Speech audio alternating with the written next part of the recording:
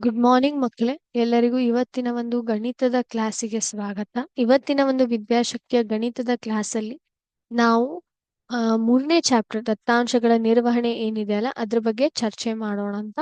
So ಆ ಒಂದು chapter ಅಲ್ಲಿ ನಾವು ಸ್ತಂಭ ನಕ್ಷೆಯ ಬಗ್ಗೆ ಚರ್ಚೆ ಮಾಡೋಣ ಅಂತ. ಎಸ್, ಈ ಒಂದು ನೀವು ಸಿಮ್ಯುಲೇಷನ್ ನೋಡಿದ್ರೆ ಇದಕ್ಕೆ ನಾವು ಏನಂತ ಕರಿತೀವಿ? ಸ್ತಂಭ ನಕ್ಷೆ ಅಂತ ಕರಿತೀವಿ. ಅಂದ್ರೆ ಸ್ತಂಭ ನಕ್ಷೆ ಅಂದ್ರೆ ಏನು ಮಕ್ಕಳೇ?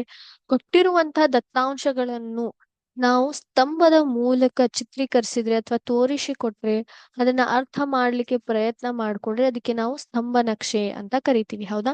ಇಲ್ಲಿ ನೀವ್ ಏನ್ ನೋಡ್ಲಿಕ್ಕೆ ನೀಲಿ ಬಣ್ಣದ ಏನು ಇವು ಆ ಬಿಲ್ಡಿಂಗ್ಸ್ ತರ ಕಾಣ್ಲಿಕ್ಕತ್ತಾವಲ್ಲ, ಇದಕ್ಕೆ ನಾವ್ ಏನಂತ ಕರಿತೀವಿ? ಸ್ತಂಭಗಳು ಅಂತ ಕರಿತೀವಿ. ಅದಕ್ಕೆ ಇದು ನೀವು ಸ್ತಂಭಗಳ ಮೂಲಕ ನಾವ್ ಏನ್ ಮಾಡಿದೀವಿ? ಇಲ್ಲಿ ದತ್ತಾಂಶವನ್ನ ತೋರಿಸ್ಕೊಡ್ತೀವಿ.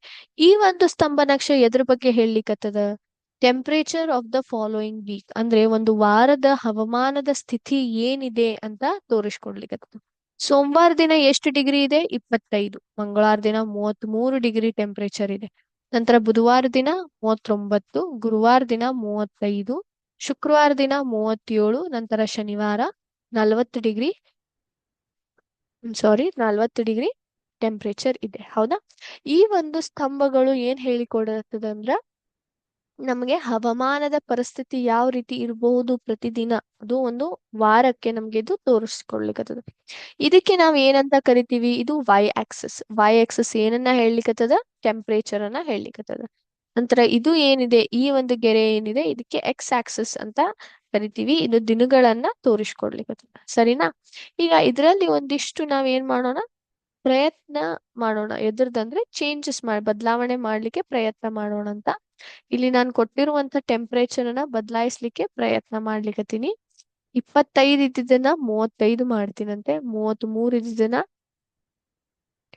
43 ಮಾಡ್ತೀನಿ.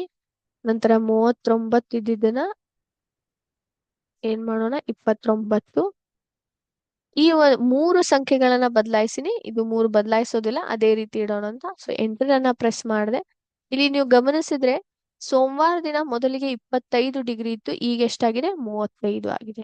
ನಂತರ ಮಂಗಳವಾರ ಎಷ್ಟಿತ್ತು? 33 ಇತ್ತು, ಆದ್ರೆ ಈಗ 43 ಬರ್ಲಿಕ್ಕತ್ತದ. ಹೌದಾ? 43 ಡಿಗ್ರಿ ಬರ್ಲಿಕ್ಕತ್ತದ. ಅದೇ ರೀತಿ ಬುಧವಾರ ದಿನ ನೀವು ನೋಡಿದ್ರೆ ನಾನು ಏನನ್ನ ಕೊಟ್ಟಿದ್ದೇನೆ? ಆ ಬುಧವಾರ ದಿನ 29 ಡಿಗ್ರಿ ಕೊಟ್ಟಿದ್ದೀನಿ. ಮೊದ್ಲಿಗೆ 39 ಇತ್ತು, ಈಗ 29. ಈ ಗುರುವಾರ, ಶುಕ್ರವಾರ, ಶನಿವಾರಲ್ಲಿ ಯಾವುದೇ ತರದ್ದು ಬದಲಾವಣೆ ಮಾಡಿಲ್ಲ. ಅದಕ್ಕೆ ಈ ಒಂದು ಸ್ತಂಭಗಳು ಅದೇ ರೀತಿ ಇದಾವೆ. ಹೌದಾ? ಈ ಸ್ತಂಭಗಳು ನಮ್ಗೆ ಬಹಳ ಚಂದಾಗಿ ಏನ್ ಹೇಳ್ಕೊಡ್ತದಂದ್ರೆ ಇರುವಂತ ಒಂದು ಏರಿಕೆ ಇಳಿಕೆ ಕ್ರಮ.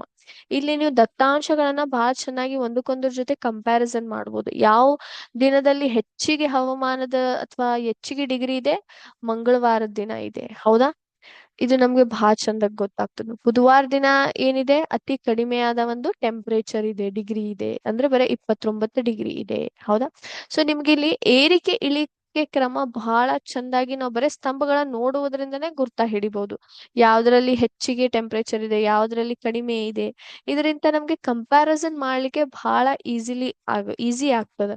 ಬಹಳ ಸುಲಭದಿಂದ ನೀವು ಒಂದಕ್ಕೊಂದು ದಿನದ ಒಂದು ಹವಾಮಾನದ ಪರಿಸ್ಥಿತಿಯನ್ನ ಕಂಪೇರ್ ಮಾಡಿ ಯಾವ್ದ್ರಲ್ಲಿ ಹೆಚ್ಚಿಗೆ ಆ ಟೆಂಪರೇಚರ್ ಇದೆ, ಎದ್ರಲ್ಲಿ ಕಡಿಮೆ ಇದೆ ಅಂತ ನಾವು ಬಹಳ ಚಂದಾಗಿ ನೋಡ್ಕೋಬಹುದು. ಹೌದಾ? ಸೊ ಸ್ತಂಭ ನಕ್ಷೆಯ ಮೂಲಕ ನಾವು ಕೊಟ್ಟಿರುವಂತಹ ದತ್ತಾಂಶವನ್ನ ಚೆನ್ನಾಗಿ ಅಚ್ಚುಕಟ್ಟಾಗಿ ನಾವು ಇದನ್ನ ತೋರಿಸ್ಕೊಡ್ಬಹುದು. ಹೌದಾ?